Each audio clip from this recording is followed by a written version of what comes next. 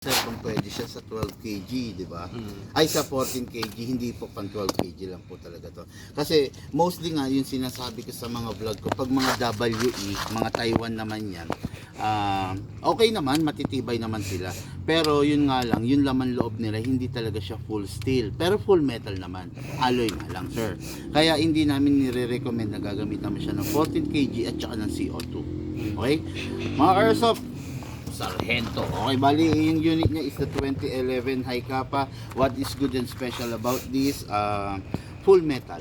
Ngayon, para siyang 1911, equipped siya with a beaver tail, meron siyang hammer, beaver tail, trigger, slide stopper, etc. sir. Normally yung mga 1911 single capacity lang sir, 14 rounds. But this is high capacity, 27 rounds. Yes sir. Okay. Ngayon, release po yung magazine. Okay? So, sir, this is the magazine. The magazine, maximum of 27. Pero merong maintenance na ginagawa sa magazine, sir. With the use of silicone oil, mapapatagal natin yung buhay ng unit natin, sir. Press the valve, pinutin nyo lang po ito. Saka nyo po siya i-spray. Okay? After that, sir, dito naman po sa ilalim. Yes, sir. Then, sa unit, sa magazine, sir, dalawa. Sa unit, dalawa rin po. Kasa, ilak manually. Ano nangyari? Okay, yan. Yan.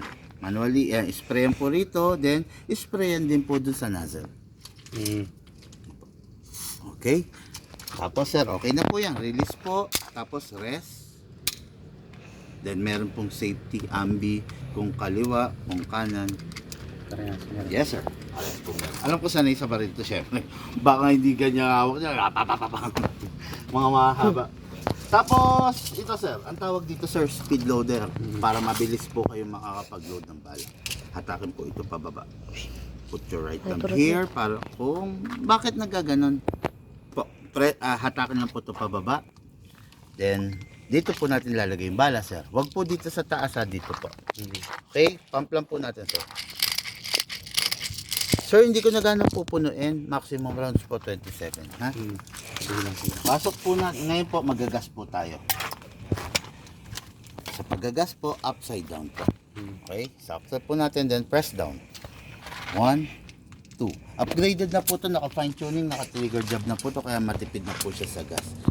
Just make sure na pag magpa-fire ka, hindi nagyayelo yung magazine mo, hindi malamig. Papainitin mo siya using your body temperature, sir. Pasok, then kasa, ready to fire. Nakasave po sir, kayo na po bahala. Ako.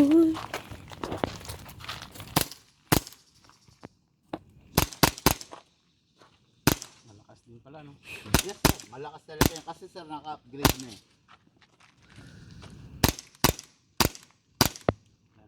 Sige po, meron pa po. Yun.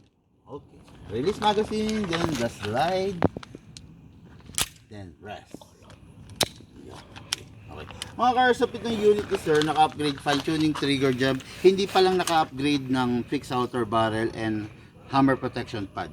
Pero tulad ng pangako ko sa inyo, witness ang million subscriber ng Big Man na libre ang pa-upgrade nito. Basta magkaroon lang ng time. Naubos na kasi yung mga upgraded version natin.